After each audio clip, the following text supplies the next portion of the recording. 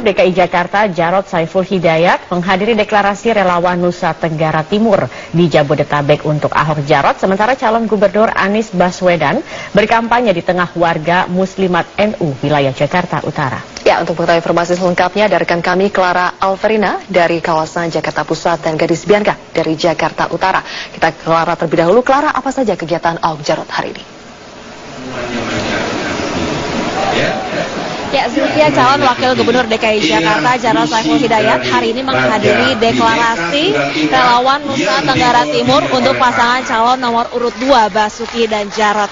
Suasana di sini sangat ramai, ada ribuan relawan yang tergabung dalam relawan Bhinneka Tunggal Ika yang datang ke sini untuk mendukung pasangan calon nomor urut 2 Basuki dan Jarod. Tadi Jarod tiba sekitar pukul 10 waktu Indonesia Barat, dan menarik sekali tadi Jarod disambut langsung oleh tarian yang berasal dari Bajawa Flores Nusa Tenggara Timur.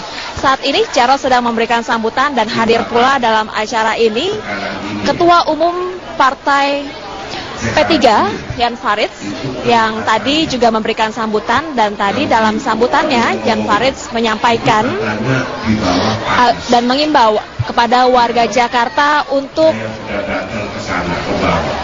menjalani atau mengawal Pilkada Jakarta putaran kedua untuk berlangsung dengan jujur dan bersih. Dan selain itu juga Jan Faridz menekankan bahwa dalam Pilkada Jakarta putaran kedua ini warga Jakarta mencari atau membutuhkan pemimpin pemerintahan, bukan pemimpin agama. Jan Faridz yakin bahwa pasangan Basuki dan Jarod ini sudah terbukti telah melaksanakan tugasnya secara nyata selama memimpin DKI Jakarta. Atas nama agama, atas nama suku. Zulfia. Ya, dari Clara kita beralih ke Gadis Bianca. Gadis, apa saja kegiatan Anies Sandi hari ini? Ya, Zilvia, baru saja sekitar pukul 11 tadi Anies Baswedan selesai memenuhi undangan dari warga Muslimat NU wilayah Kota Madia Jakarta Utara, dan tadi bertempatan di salah satu rumah warga di Kelurahan Kebon Pawang, Kecamatan Tanjung Priuk, Jakarta Utara. Ada beberapa hal yang disampaikan oleh Anies Baswedan tadi saat menemui warga dari Muslimat NU Jakarta Utara, yakni terkait dengan menceritakan pengalamannya saat 2 hari lalu melawat almarhum Kiai Haji Hashim Muzadi. Ia pun juga menceritakan bagaimana sosok dari Kiai Haji Hashim Muzadi ini menjadi muslim tauladan baik di tingkat nasional maupun juga di tingkat internasional. Inilah yang diharapkan oleh Anies Baswedan, bagaimana pemuda-pemuda bangsa ini bisa mencontoh sosok dari Kiai Haji Hashim Muzadi. Selain itu juga sedikit ia menyampaikan terkait dengan peluang program OKOC yang diterapkan jika ia menjadi Gubernur DKI Jakarta, bahwa nantinya masyarakat ini diterut sertakan untuk mendapatkan peluang-peluang wirausaha yang terkait dengan program-program Provinsi DKI Jakarta. Secara lembaga memang tadi disampaikan atau ditegaskan oleh pimpinan cabang Muslimat NU Jakarta Utara bahwa Muslimat NU Jakarta Utara tidak berpolitik praktis, namun demikian perlu juga warga Jakarta ini mengetahui apa saja program-program yang akan dicanangkan oleh calon gubernur yang akan memimpin mereka. Untuk hari ini, selain agenda memenuhi undangan dari warga Muslimat NU, Anies Baswedan selanjutnya mendatangi warga di kawasan Rorokan, Jakarta Utara, dan untuk menemui warga ini Anies Baswedan datang untuk bersilaturahmi, lalu kemudian untuk Sandiaga Uno sendiri pada siang hari ini sekitar pukul 11 ini menerima deklarasi dukungan dari Yayasan An-Najah di kawasan Jakarta Selatan.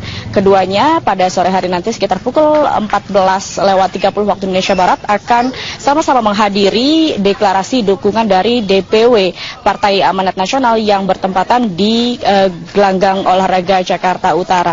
Untuk sementara demikian, Zilvia, kembali ke Anda. Gadis Bianca, sebelumnya Clara Alverina, terima kasih.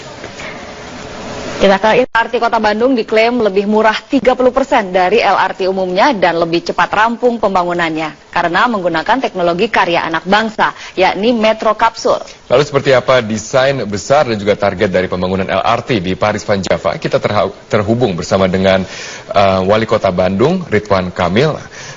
Selamat pagi, selamat siang Kang Emil. Selamat siang para pemirsa Metro TV dimanapun Anda berada. Baik, Kang Emil, sudah seberapa besar progres untuk dapat segera memulai peletakan batu pertama di tahun 2017? Ya, alhamdulillah mimpi panjang, mimpi yang susah ini mempunyai transportasi massal berbasis rel yang kita sebutkan LRT ini sudah dekat.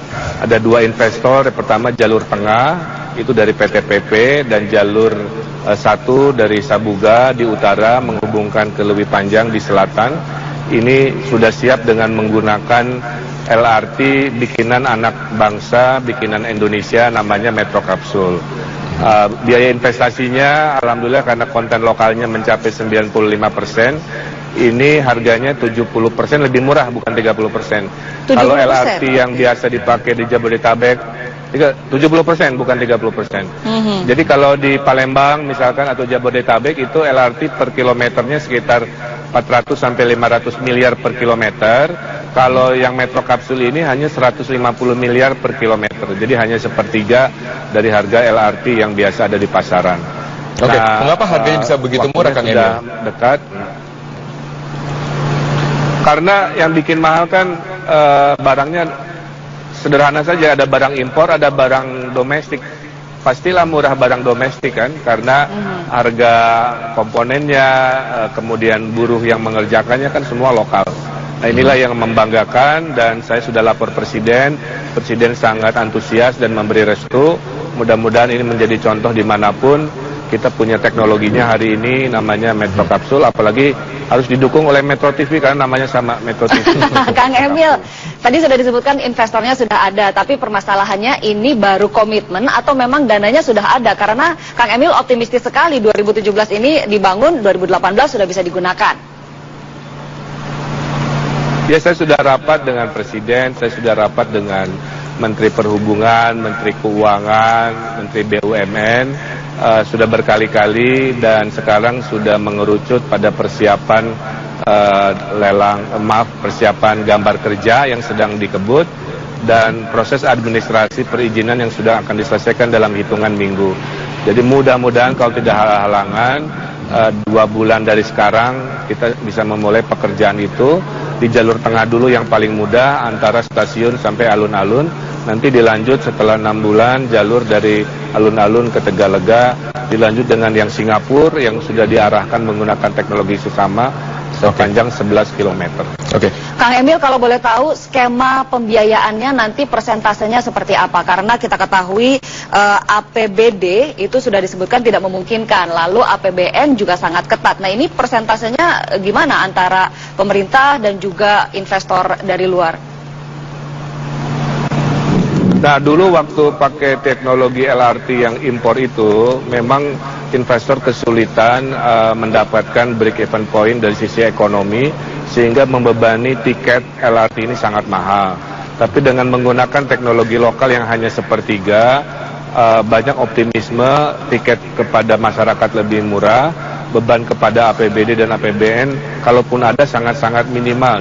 Boleh dibayangkan 70% yang tadinya membebani tiba-tiba sekarang hilang dan membuat proyek ini bisa lebih visible sehingga beban dari kami tidak terlalu besar, paling penyertaan modal dalam bentuk lahan-lahan stasiun atau properti untuk menjadikan transit oriented development atau pembangunan properti di lahan transportasi stasiun. Oke, Kang Emil, dengan biaya yang begitu ditekan, begitu besar, hanya sepertiga dari total biaya yang ada di Jakarta, lalu berapa kira-kira tarif yang akan dikenakan kepada para penumpang? Mohon maaf, tolong diulangi.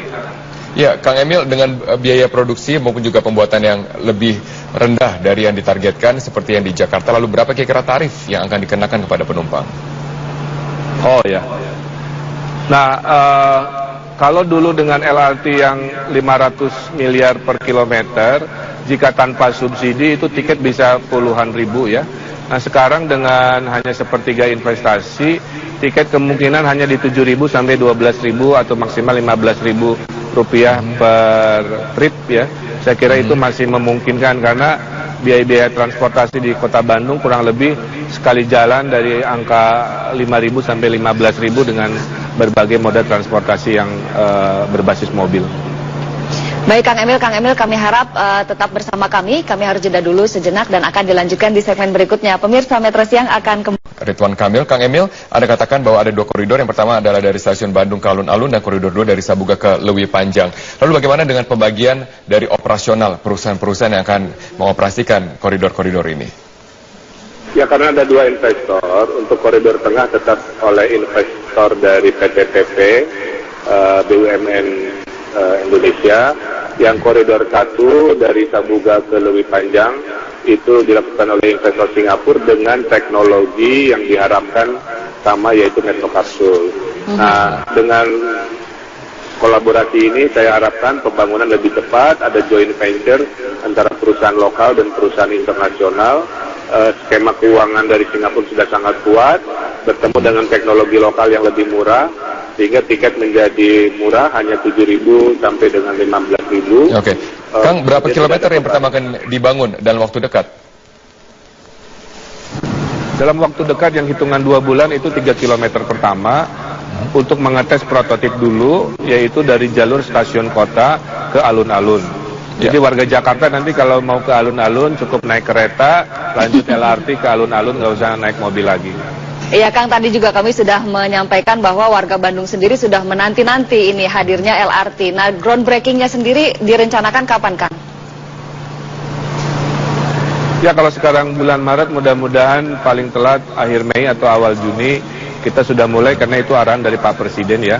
Jadi kita sedang mengamankan urusan administrasi, kertas-kertas kerja yang perizinan itu yang menjadi hutang dari Pemkot Bandung akan kita bereskan dalam hitungan minggu.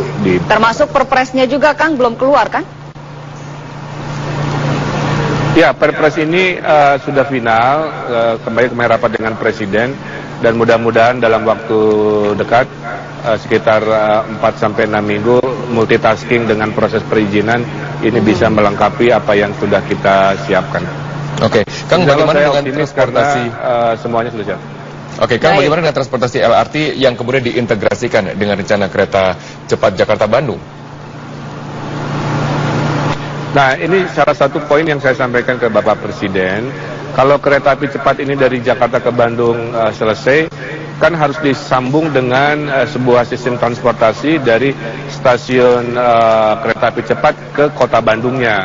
Nah, harapannya dengan percontohan 3 km ini akhirnya bisa menggunakan metro kapsul untuk menghubungkan kereta cepat menuju ke pusat kota Bandung. Kang, singkat Kang, sebagai kalau misalnya saya jadi warga Bandung, saya pasti akan bertanya, pembangunan LRT ini nanti akan menggusur permukiman nggak? Kita menggunakan jalur jalan, Mbak. Jadi jalur jalan yang ada, sehingga tiang-tiangnya ada di tengah jalan seadanya. Jadi insya Allah tidak ada masuk ke wilayah-wilayah yang menggusur-gusur seperti yang dikhawatirkan oleh warga. Oke, tentunya juga ada kemacetan-kemacetan pada saat pembangunan, apalagi Anda katakan ini di atas jalan. Lalu bagaimana antisipasi dari Kota Bandung yang semakin macet? Pasti ada. Betul, tapi untuk hidup sehat kadang-kadang kita harus makan obat pahit. Nanti kita kurangi rasa sakitnya, rasa pahitnya dengan merekayasa lalu lintas, mengatur. Insya Allah, ini kan demi kebaikan kita semua. Oke, baik, terima kasih. Baik, Kang Emil, sukses dengan proyeknya. Terima kasih sudah bersama dengan Metro Siang pada hari ini. Terima kasih, sama-sama. Salam hormat untuk pemirsa Metro TV. Terima kasih. Ya, pemirsa.